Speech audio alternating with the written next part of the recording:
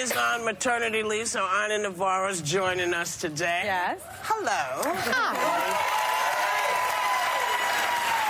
Go on. And I feel like I'm carrying twins lately. We all do.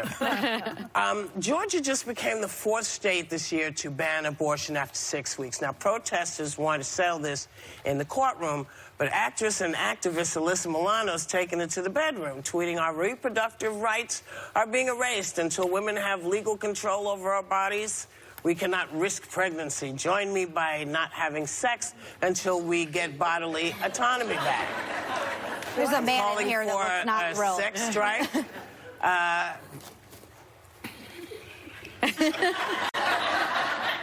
I want somebody to clarify for me, though, because I'm right next to Georgia. Does that apply just to Georgia, sex in Georgia, or are we all supposed to be joining it? I need a clarification, a point of clarification here. I'll call her and find out. Thank you. It's important. What's the question? Will it work? Is it a good way to go? Well, if you can't, influence legislation, you have no recourse. What can you do? So you withhold. I mean, the people are saying that it punishes the woman because we love to have sex just as much. No, we don't. I don't believe that. I think women like sex, but men like it a lot more. And I think that it is a good way to go. It's not a bad idea. I mean, what else can we do? By the way, Georgia... I think that you could I'm boycott. just saying, I mean, I think... let me just say this one thing. Georgia often ranks among the 10 worst states for the well-being of children. Out of 50 states, it's in the bottom 10. So after the baby's born, they drop you like a hot rock.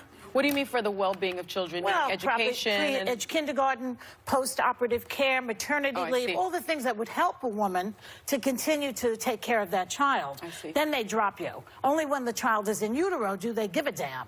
I see. Well, I think that we knew this in terms of when we heard that Justice Kennedy was retiring, that we would see these kinds of laws being passed in states. I mean, I said it, I think Jeffrey Toobin also said it, that we would see these laws, that abortion would become illegal or at least severely restricted in about 20 states. Because I think what people want to see is this case going up to the Supreme Court. And that's what we're seeing. Yeah. And so the question is, what will we see? Will we see Roe v. Wade be overturned or not? I don't think so. That's the question. It always shocks me, I guess, because, when you think of physician-patient privilege, I'm going to take my conversation to my doctor. And my doctor is the person who has to tell me what's good for me, what isn't good for me. Right. And no one outside of my family has the right to tell me what my family can do with their body if they need to get something done. There's no law saying you must have an abortion. So I don't understand. And people keep saying, well, because the federal government's paying for it. Well, actually, they're not.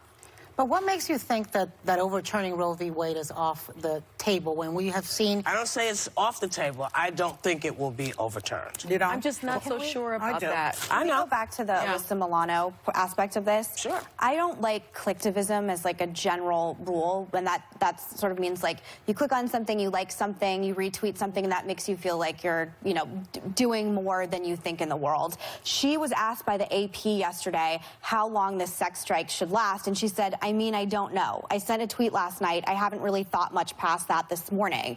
Now, to me, that's not a really good way to put in action, if you have a problem with this bill, that doesn't seem like the smartest way to put your thoughts and your advocacy into action. I will say, boycotting tends to work. I mean, the trans bathroom bill was impacted. I believe it was PayPal that dropped out of putting their headquarters in that state. So there are 3 production companies right now that have vowed that they're no longer going to film in Georgia. Killer Films, Blown Deadline Productions, and Duplass Brothers Productions.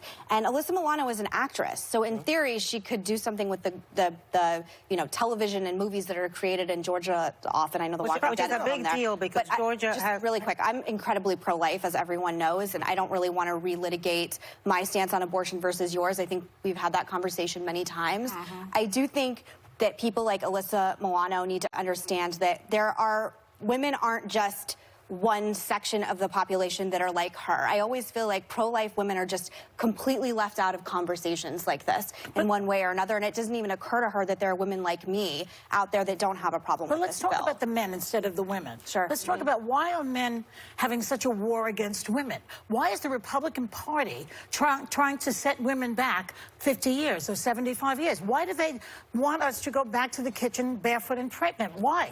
What are they so threatened by? It's not what I want. It's a difference of the way you view life. If you believe it starts at conception, or if you believe that it doesn't. For me, I believe that life starts at conception. But they want to regulate my body. Why don't they regulate guns, for example? They don't do that. It's the same people. The thing that I don't understand in this is that, I mean, there are a few things I don't understand in this, but telling women to use their bodies as a bargaining chip, to me, doesn't seem very feminist. And I also think the sexual revolution happened so women could have the agency to have sex with whomever they wanted. And part of the sexual revolution was the access to birth control. So you're leaving out birth control from this conversation entirely as a whole. And I stand by the fact that I think this is collectivism. That's the next step. Look, I think, you know, a few things. I think that pro-choice women would say that they feel left out of the conversation. For example, when some of these things are being discussed. I don't know. You know, I am pro people doing whatever they want, and I don't like to reduce this topic to black and white, because I think there's a lot of nuances. I think incest is a nuance. I think rape is a nuance. I think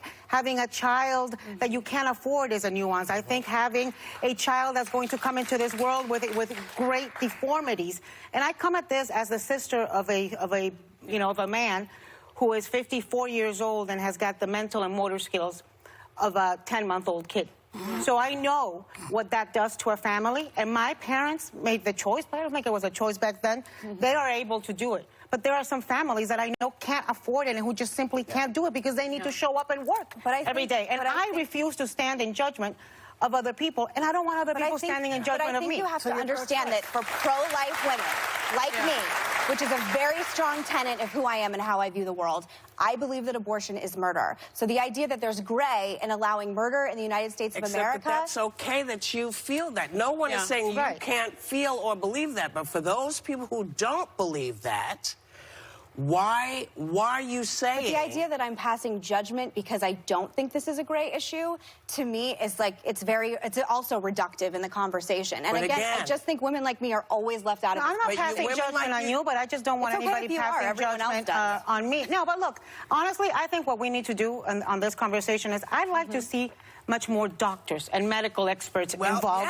Get it out of politics. By the way, overwhelmingly shows that life does start at conception. The science backs it. And liberals always want to believe science when it comes to climate change and things like that. When it comes to life, that is your belief. That is your belief. You don't believe science. The science that backs it up. Listen, here's what I don't want to do. Don't say you don't believe. That's not what I'm saying. I'm saying I don't believe that the minute you conceive, you are with child. I believe a lot of things have to happen. Baby has to become zygote. There have to be all kinds of things going on.